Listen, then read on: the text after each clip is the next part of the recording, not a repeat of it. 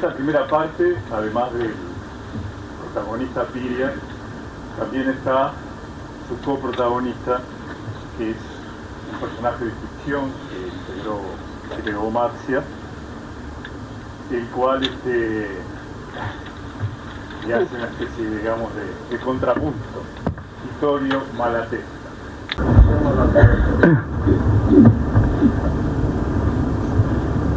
Sabrás que el pobre Reus se murió en mayo, me dijo Piria. Yo lo sabía, en efecto, pero guardé silencio sobre el tema porque me atenazaba el alma la cruel sospecha de que Piria no le había tendido su mano al madrileño, quien pasó sus horas finales en la mayor miseria. Sus días de gloria entre nosotros no llegaron a durar 3 años, murmuré al fin, mientras trituraba una castaña con los dientes. ¿Quieres que te cuente por qué vendí todas mis tierras?, me dijo con su habitual brillo verde en los ojos. No me atrevería a pedírtelo, volví a murmurar mientras me llevaba la copa a los labios. Te lo diré, añadió haciendo caso omiso de mi ironía. Tal vez así te decidas a salir de pobre. Fue por el desplome de la banca Baring en Londres. Y fue principalmente por culpa de las andanzas de Reus y de algunos otros que con sus manejos hicieron subir el precio de la tierra al firmamento. Y después se le vino abajo esa pandorga. ¿Nunca tuviste una pandorga, Vittorio? Te lo diré de otro modo. El alza de la tierra era como un globo aerostático, de esos que cada tanto se han visto por acá. Ya entendí, repuse sin dejar de masticar. ¿Y el globo se les pinchó? O mejor dicho, se les prendió fuego, siguió él. Todo se vino abajo, con la misma facilidad con la que había subido, y así estalló la crisis. Y cuando la gente corrió a buscar su platita, que había puesto en las cajas del Nacional, descubrió que el banco no tenía oro suficiente para hacer frente a la corrida. Eso se llama robo, estafa vil, saqueo los bolsillos de la gente de trabajo. Me enardecí con riesgo de atragantarme. Así será, para los idiotas y carneros que se tragaron la píldora. Yo se los advertí en mis publicaciones, hasta que se me secó la lengua. Entonces fue el momento de aparecer nuevamente en escena. Tenías que ver las caras de esas hienas del directorio cuando tuvieron que venderme todo. Fueron por lana y volvieron trasquilados. No entiendo, ¿no fuiste tú quien les vendió las tierras? Lo hice. ¿Cuándo? Ah, ya estás borracho, ya te lo he dicho, fue en 1888. ¿Y por qué dices que ellos te las vendieron? Porque después las volví a adquirir.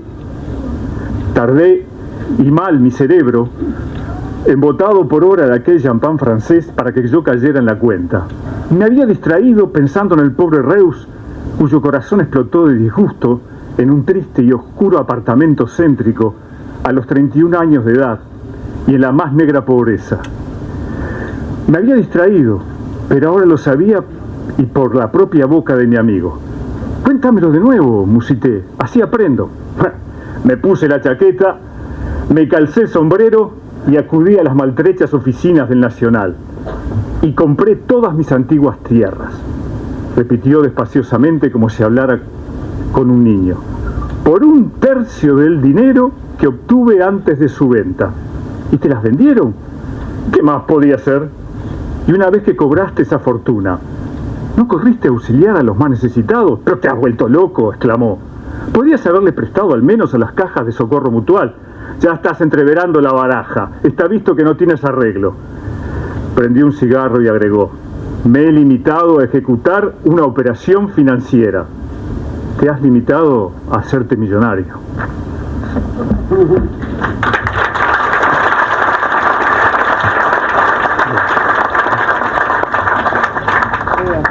Sí, perdón. Capítulo 69, 1931. Un bravo lugarteniente. La herencia fue el refugio del holgazán. La sucesión no fue nunca el fundamento jurídico de la familia, desde que 9/10 partes de las familias nada poseían. Luego, la sucesión era el privilegio de pocos. Francisco Piria, El socialismo triunfante, 1898. preguntarán ustedes qué fue de mí después de esa entrevista. Si mis huesos marcharon al fondo de un escondido calabozo o a la orilla de un mar embravecido, o si logré guarecerme en algún rancho de los alrededores, perteneciente acaso a la limpiadora del tercer piso o al pinche de la segunda cocina. Nada de eso ocurrió. Aunque se desentendió de mí como quien prefiere ignorar a un pariente impertinente, Piria dio órdenes de que se me atendiera. Y aún tuvo el gesto de sentarme a una mesa no demasiado distante de la suya, en la que departió durante toda la velada con políticos, industriales, terratenientes y algún conde extranjero. Pero algo se quebró, de modo irremediable, entre nosotros. Pues hasta el búho de Minerva perdió su proverbial paciencia frente a dos viejos tan recalcitrantes. Tiempo después, sin embargo, me llegó una noticia referente a Piriápolis, casi intrascendente, pero que en su aparente nimiedad encerraba una multitud de símbolos. Perduraban todavía los ecos del Uruguay campeón mundial, o más bien comenzaban a estirarse, a retumbar sobre los 7 mares y a urdir la trama y el principio del mito. Debajo de la euforia de aquel triunfo se arrastraba, pertinaz y monolítica, la miseria anónima de miles, recrudecida por los coletazos de la Gran Depresión de 1929, y los fantasmas de los totalitarismos avanzaban a paso de ganso en el Río de la Plata. Pero en medio de fuerzas tan dispares, Piriápolis se hallaba en su apogeo. Entonces recrudeció la fama de las artes oscuras de Francisco. Era como si los males del mundo no pudieran rozarlo, a pesar de que la propia región estaba atravesada por contrastes violentos. El balneario seguía siendo el escenario de los caballeros vestidos a la inglesa, las damas envueltas en vestidos flotantes, las reposeras de lona raya, las postales dedicadas a amigos y familiares con temblorosa letra cursiva, los cuerpos cocinados al sol en aceite de coco iodado, los rituales que todos, desde los sirvientes hasta los turistas, cumplían, cada cual a su modo, con fatigoso esmero. No llegaban a ese lugar las penas y las cuitas, y mucho menos la desesperación, o al menos eso parecía. El argentino hotel lucía airoso y flamante, desde los mármoles hasta los colchones, desde las sillas del comedor a las basinicas guardadas en las mesas de luz, desde los gorros imponentes de los chefs hasta la artística disposición de las fuentes, envueltas en cadencias de sedas que semejaban rosas. Y los huéspedes acudían en enjambres. Para sostener la monstruosa estructura de este reino, no únicamente en la superficie de la euforia turística, sino principalmente en aquellos engranajes ocultos, trabajaban en las empresas de Piria no menos de 800 personas. Aquello era una intrincada red de tareas y de oficios mayores y menores, más o menos anónimos, una jerarquía móvil de seres que no dependían directamente del emperador. Muchos no residían en el pueblo obrero, ni figuraban en registro administrativo alguno, pero emergían de la tierra, al modo de las criaturas atávicas. Medraban en las laderas de los cerros, desparramaban sus rancheríos por quebradas y valles lejanos y acudían cada día al balneario, llamados por la posibilidad de ganarse su moneda propicia. Había que comer. El hambre no es una religión, pero linda con ese territorio de esperanzas, de promesas, de lamentos y preces. Y Piriápolis era a la vez la Meca, el paraíso, el fin del mundo y el templo del que nadie sale con las manos vacías. Piriápolis también era un nudo de oprimidos ariscos, gobernados a fuerza de revólver y látigo, por medio de amenazas y voluntades carcerberas. En su cristalina superficie, que el mar solía adornar con un nimbo azulado, parecía una región de ensueño, una llama votiva de las que no se apagan nunca. Nadie sabía cuántas personas se ganarían su jornal, directa o indirectamente, merced al fabuloso emprendimiento montado casi 4 décadas antes. Cuántas conseguían parar la olla a punta de fatigas y de ingenio, cuántas lograban hacerse con una parte de la enorme cantidad de comida que los hoteles y los restaurantes desechaban, cuántas vendían en unas pocas horas una canasta entera de empanadas, rosca de chicharrones, pasteles y buñuelos pegoteados de azúcar y de grasa, cuántas malvivían, haciendo de lustrabotas, porteros, changadores e incluso de ayudantes zafrales en las viñas. Pero habrán sido miles, si se considera el verdadero ejército de hormigas humanas que merodeaban en torno al espectáculo todavía exótico, todavía incomprensible y en cierto modo para ellos despreciable de los turistas, de las cabalgatas, de las prácticas de tiro para señoritas y de esa riqueza tan fuera de este mundo. Gracias.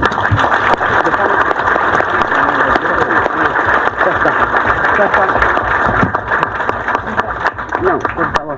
¿Nos da el tiempo para un fragmento más? Después, claro. ¿Cómo hacemos? ¿Yo querés? Bueno, buenas noches, un gusto estar acá, un placer escucharles, bueno, la invitación de Marcia y bueno, compartir este espacio de celebración, qué lindo aparte que tenga como una cuestión de representación. En mi condición de profesor de historia ya me imagino qué lindo que sería, una de las partes que yo había pensado era qué interesante que hay fragmentos o capítulos del libro como para trabajar con los chiquilines, y bueno, si tuviéramos la voz de Margarita y Julia, ¿no? Bueno, hay casi como un guión de película, recorrer, no todo el tiempo, en otros momentos hay más como reflexión y también un despliegue de conocimiento histórico, no solo de lo que pasaba en Uruguay, sino de la región y del mundo muy bueno, pero quizá una de las primeras cosas para destacar de Yopiria es que tiene esa capacidad en pequeños fragmentos. Son casi 80 capítulos, es una cosa impresionante, ¿no?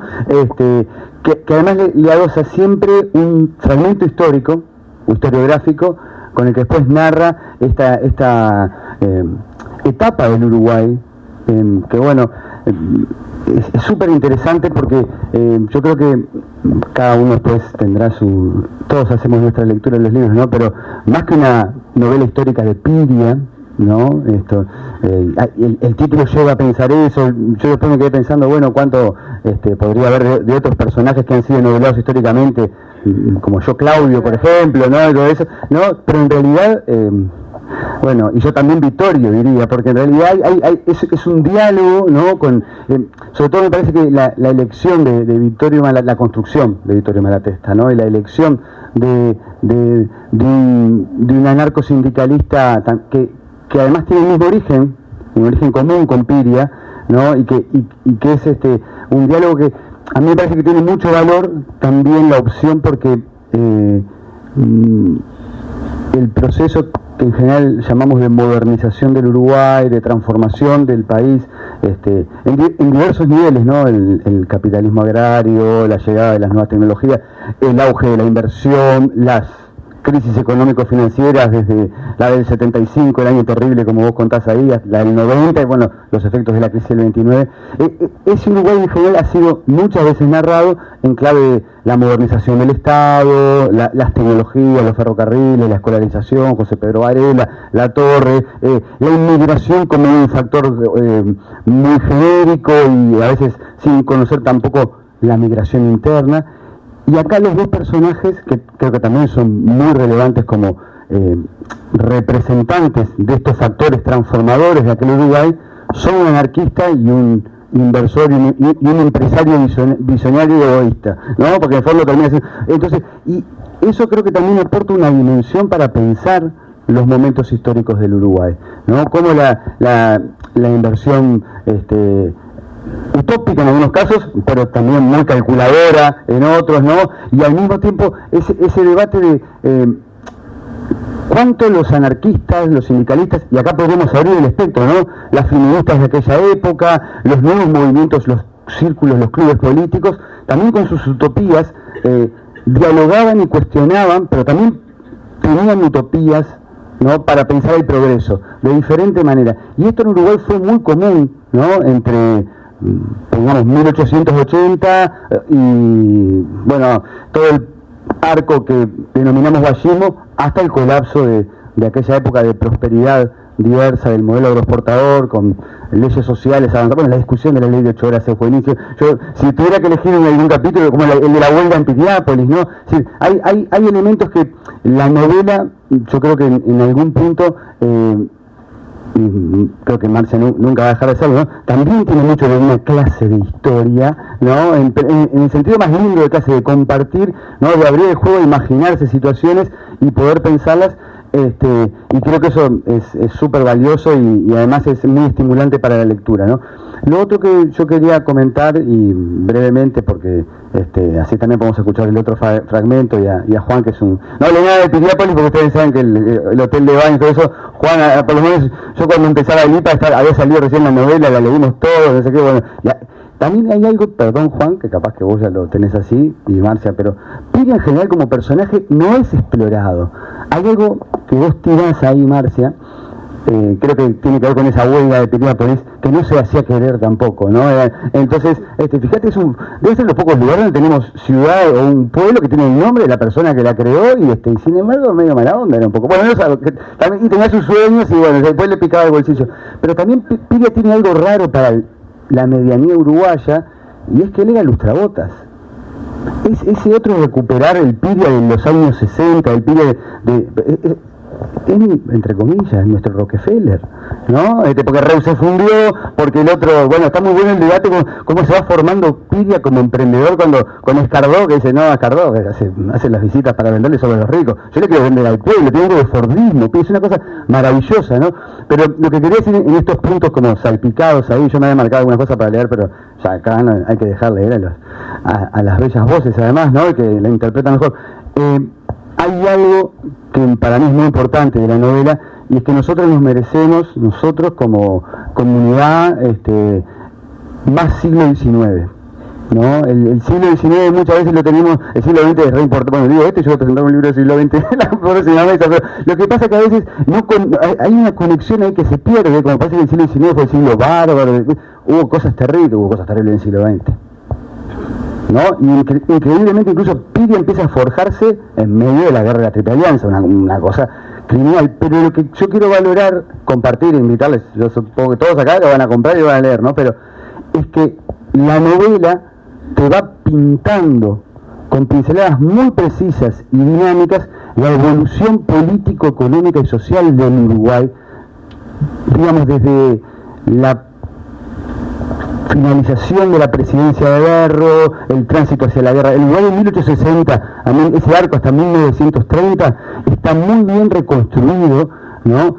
Con, bueno, el caso de Venancio Flores y los hijos Armando Lío, todo el problema que ustedes quizá conocen muy bien, pero lo último que mencioné y ya le paso a Juan, ¿no? Quizá todos saben que la Torre llegó al poder después de un gran conflicto y crisis financiera a la vez en el año 76. El capítulo de Marcia sobre cómo cuentan el conflicto que se da a la hora de votar, la elección de alcalde, cómo matan a la bandera y a otros y los batallones, es uno para trabajar en las clases de historia. Así que yo te agradezco, le voy a decir también a todas mis compañeras y compañeros que lo empecemos a usar en las clases, y bueno, si hay fondos e inversiones, algún Piria de los medios, podría ser una preciosa serie también esta base. Así que gracias y felicidades.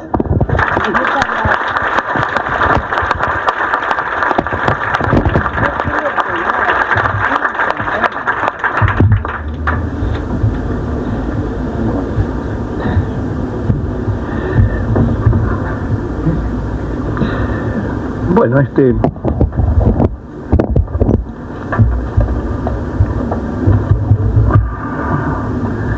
Piria es uno de los personajes uruguayos más conocido y más desconocido al mismo tiempo, y uno de los muy importantes.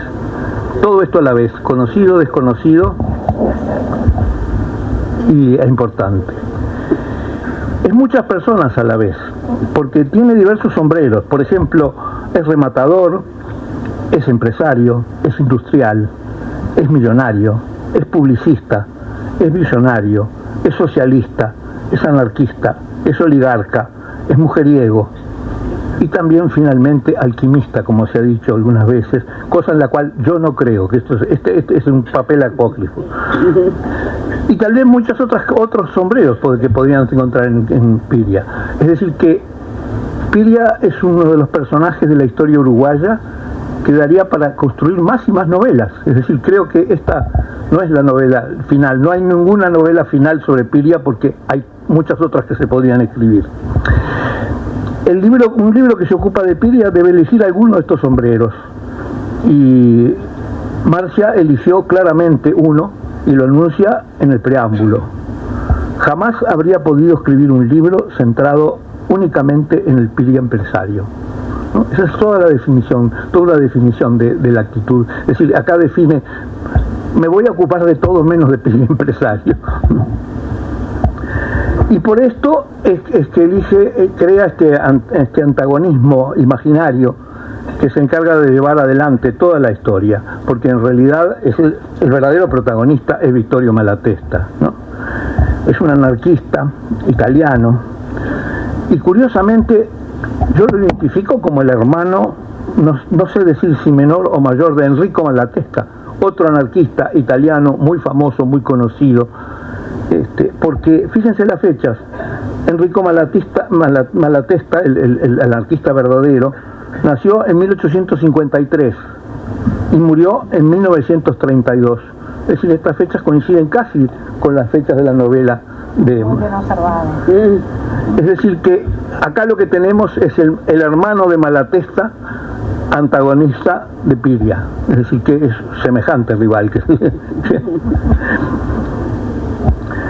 Bueno, Vittorio fue compañero de clase de Piria en la escuela primaria, y luego viajó en la misma nave que Piria cuando ambos llegaron a Montevideo, de modo que tenían un origen común, y eso es la amistad que sigue hasta la muerte de Piria.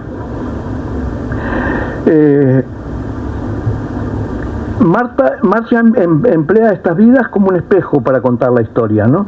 Pero el espejo es hasta los más mínimos detalles, porque la esposa de Piria y la esposa de Vittorio también mueren casi a la vez, y también, bueno, también no conviene hablar demasiado del tiempo.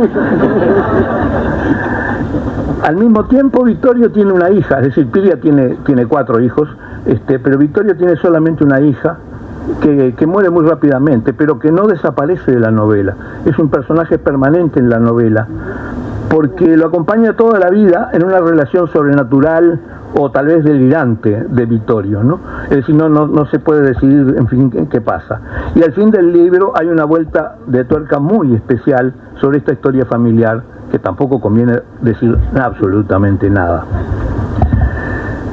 Bueno, la novela se desarrolla como un contrapunto entre Piria y en los negocios y este pobre obrero anarquista que leía Proudhon, el padre del anarquismo, y que se oponía a casi todo lo que había hecho Piria y lo criticaba permanentemente, y tenían discusiones permanentemente, todo a lo largo de la historia. Es decir, el verdadero protagonista es Vittorio Malatesta, ¿no? En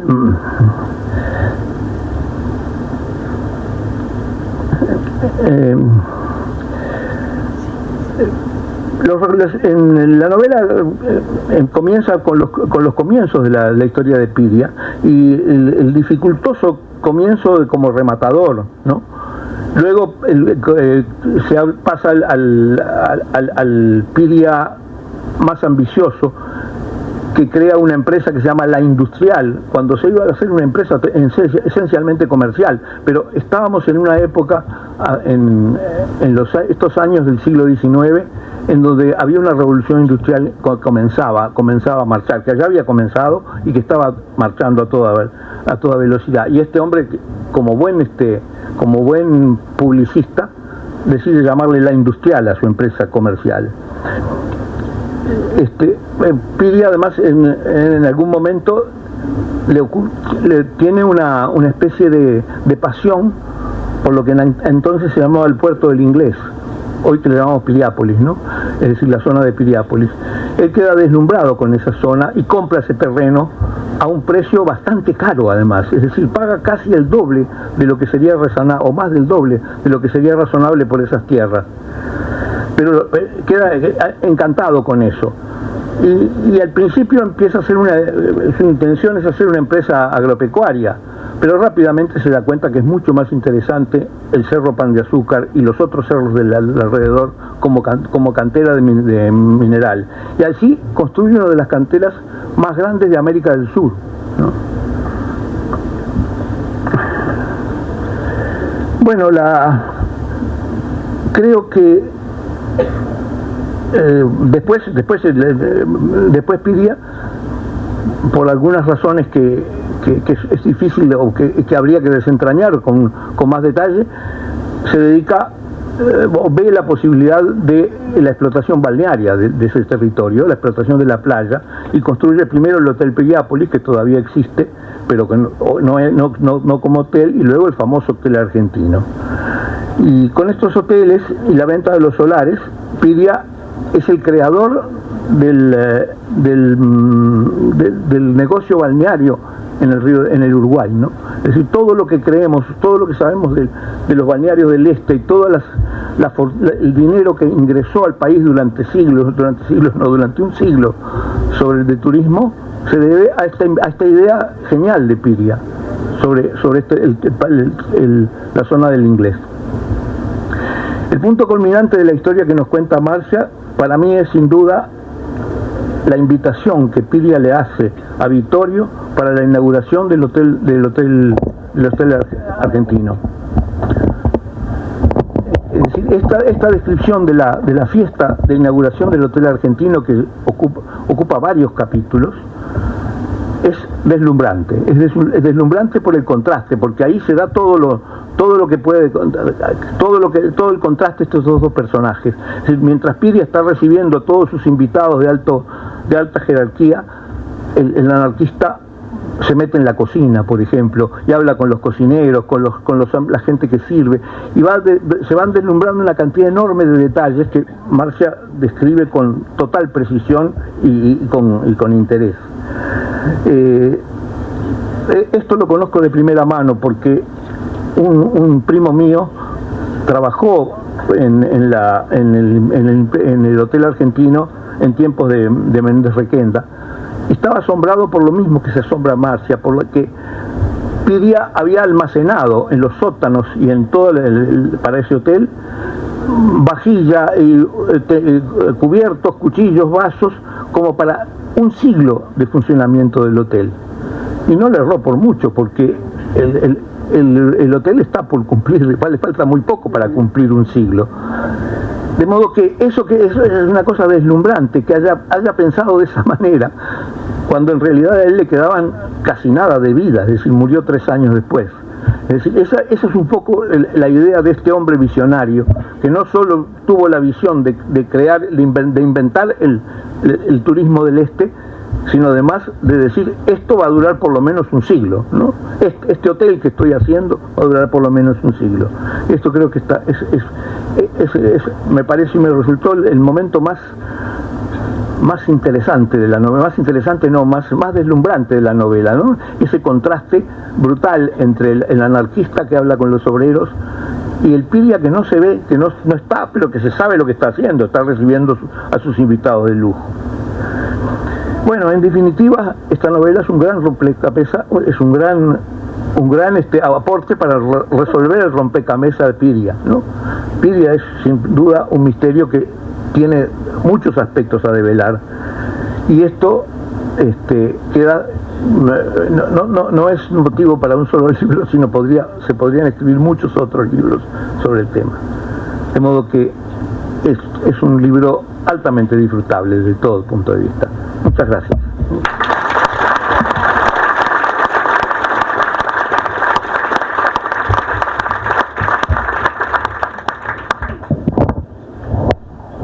Permiso, yo voy a tomar la palabra nada más que lo imprescindible para decirles buenas noches. Gracias a todos por estar aquí. Yo no soy la protagonista hoy, es este plantel de lujo que me rodea, pero obviamente tengo que saludar, tengo que agradecer Tengo que agradecerles a todos y cada uno de los que están acá y a cada una, a la Intendencia, a la Cámara del Libro, a la Editorial Banda Oriental y a todos los colaboradores, incluso anónimos, que me ayudaron muchísimo a espigar en las investigaciones que tuve que hacer sobre este hombre. Entre otras cosas, me tuve que leer toda su obra de cabo a rabo y bueno, y el bibliorato que me confeccionó Banda Oriental con lo que yo le pedía, y debe andar por las 900 páginas, para que se hagan una idea. Y bueno, muchísimas gracias de verdad por estar.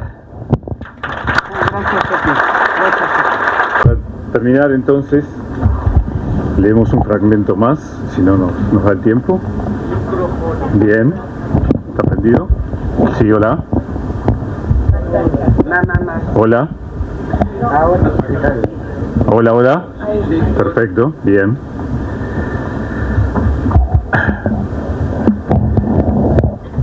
A su casa, patrón, musita el chofer.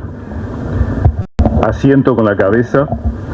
Antes de meterme en el auto, busco por simple claudicación sentimental la sombra de Vittorio en la vereda, pero no hay rastro de él. Se habrá escurrido ya rumbo a la Plaza Independencia. Lo único que veo es un mar de sombreros que se balancean al paso de los transeúntes, una danza de fieltros de colores monótonos, y las boinas de los vendedores, y los gachos raídos de esos ancianos que avanzan bajo el peso de unos tapados pesadísimos, que yo mismo confesioné en mi día. No he terminado de meterme en el coche cuando una mujer robusta, de nariz enrojecida, vestido floreado y pañuelo a la cabeza, se interpone entre la puerta y mi humanidad. Se aferra a la manga de mi traje, clava en mí sus ojos lacrimosos y se lleva un pañuelo a los labios. Solo le falta persignarse. La reconozco. Es la misma a quien acabo de vender un solar, merced a ese discurso que de tan repetido ya me suena a letanía sin sentido. Las madres de familia deben convencerse que no hay ni puede haber mejor regalo para un hijo que un terreno, que hoy se adquiere a ruin precio mediante el abono de una insignificante suma mensual y que dentro de pocos años representará una fortuna. Y ellos y ellas acuden desde años atrás y firman y ahogan un suspiro, hacen números y economías y dejan cada mes sus 2 o 3 monedas ganadas, bien lo sé, a punta de celosa economía en las oficinas de la industrial. Y salen a la calle, felices y ligeras, con el pagaré bien guardado en la cartera, como quien ha cumplido con la promesa de venderle una vela a un santo y el santo ha respondido. ¿Quién, sino yo, el gran Piria, podría obrar semejante hazaña? En su día eché mano de cornetas, platillos y tambores y me fui abriendo paso. Ahora no tengo necesidad de escupir los pulmones por la boca, pero la quietud no me complace. Algo en mí languidece como una planta dañosa, cansada de dar frutos. Eso habrá sido lo que Vittorio reconoció al verme. Él tampoco ha perdido detalle. Pude ver en sus ojos la consternación, la humedad de una emoción repentina ante la ruina bien vestida en la que me he convertido. En algo se equivoca, sin embargo.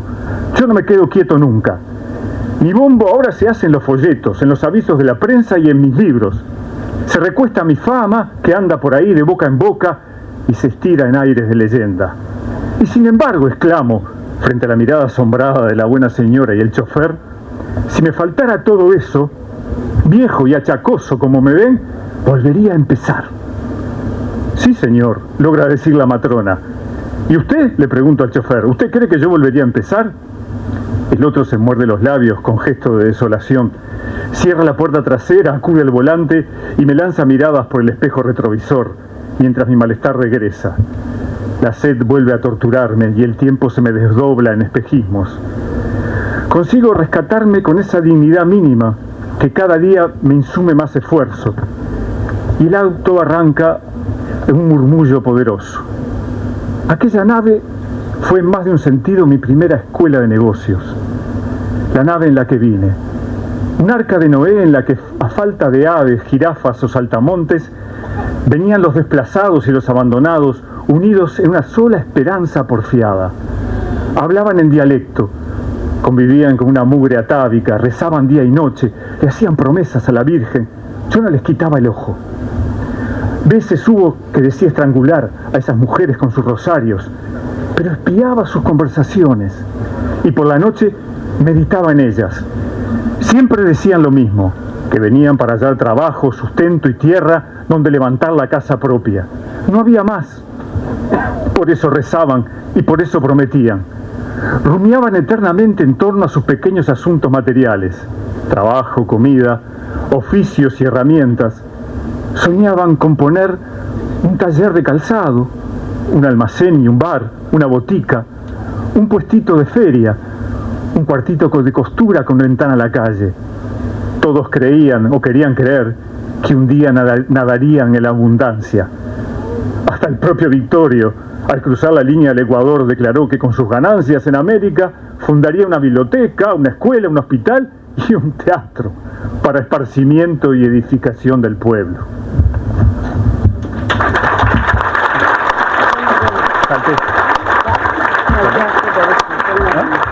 Hasta acá. Gracias. Hacemos hasta acá. ¿Seguimos? Porque creo que no hay tiempo. Me parece, no sé si hay tiempo. Bueno, yo estoy... Página 46. Bueno, estamos ahora frente al Palacio Jackson, otro inglés borracho. Cada vez que veo este edificio pienso en mi ciudad balnearia, en Piriápolis. Tal vez porque comenzó a ser construido en 1890, el mismo año en que yo descubrí ese rincón del paraíso. Aquello fue como tocar el cielo. Desde que vi el lugar me sentí transportado a mi niñez, a los aires de Génova, de Niza, de la soberbia Costa Azul. Por lo demás, de este edificio Jackson nada puede atraerme. Que el desgraciado de Reus lo haya concebido, vaya y pase, pues su carácter exaltado lo indujo siempre a desvaríos. ¿Pero qué podía representar esa mole para un hijo de la rubia Albión venido a estos lares para dejar de comer papas hervidas? Así le fue. El pobre Alberto Heber Jackson murió aplastado, o algo así, durante una visita a las obras. Habrá sido mala suerte, lección severa de los hados, o pura hazaña del destino. Rebasamos ahora London París, otra mole de estilo ecléctico, encargada en sus orígenes para la Standard Life, aquella compañía de seguros que por algún motivo misterioso no llegó a prosperar. Pero los ingleses, con whisky y todo, siempre caen parados. De manera que el edificio se convirtió de un día para el otro en la tienda más famosa del país. El pobre Atlas mitológico que pasa frío y calor allá arriba jamás habrá soñado servir de símbolo en aguas y corsés, vestidos de señora, zapatos, mantelería, juguetes y bombones, cafeteras, gafas, perfumes y todo lo que pueda venderse en ese sitio. Con todo hay que reconocer que hicieron bien las cosas. Ese Pedro Casterés era un águila, un albatros, un cóndor americano. Ya lo ve, no me reservo elogios cuando la ocasión lo amerita. ¿Sabe usted cómo empezó esa tienda?, le pregunta al chofer, y sin esperar su respuesta agrego con el dedo índice levantado: vendiendo al riguroso contado y con devolución del importe si el artículo no conformaba. ¿Qué le parece? No puedo evitar regocijarme. A la sola mención de los negocios, la sangre se me agita, me río, me sacudo, mi reloj tintinea alegremente contra la cadena de oro. Estas son las cuestiones que me mantienen vivo. ¿Sabe cuál es el eslogan de esta gente? El cliente siempre tiene la razón. Y sin embargo, mi amigo, yo me adelanté. Es que la vida no está hecha para gastar dinero, sino para producirlo. Claro que esto solo pueden entenderlos quienes han conocido la necesidad, o sea, personas como usted y yo. Sabemos del pan duro cuando hay pan, o de la panza vacía cuando no, de la cascarilla en lugar de café, de la grasa cuando falta manteca, de la tripa y el caracú en ausencia de carne. Usted seguro me comprende. En este punto me acomete una oleada de amargura. al considerar cuán mala ha resultado la educación de mis 4 hijos, que se han convertido, sobre todo los varones, Francisco, Lorenzo y Arturo, en unos seres que, ¿cómo expresarlo sin que la ola amarga suba demasiado y amenace ahogarme aquí mismo? En unos seres, digamos, demasiado mimados por la fortuna que ha sido derramada sobre ellos. Y que se ofendan, mascullos, que se ofendan, sí, en caso de que no les guste. Bien me consta que se han ganado por ahí una bochornosa fama de inútiles, y no seré yo quien continúe arropándoles. Por fin estoy llegando a mi mansión de la Plaza Cagancha, que he construido no por placer, ni siquiera por vanidad o por capricho, sino por estricta necesidad de impresionar al prójimo. Y dado que no soy amigo de largas evocaciones y mucho menos de sentimentalismos, decido cortar de cuajo estas medicaciones, bajarme del malhadado barco y desechar la imagen del buen Vittorio Malatesta para ocuparme de mis propios asuntos.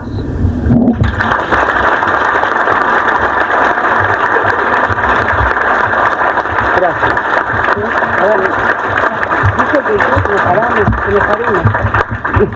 ¿Y esto? ¿Descendiente de Piria o tuyo?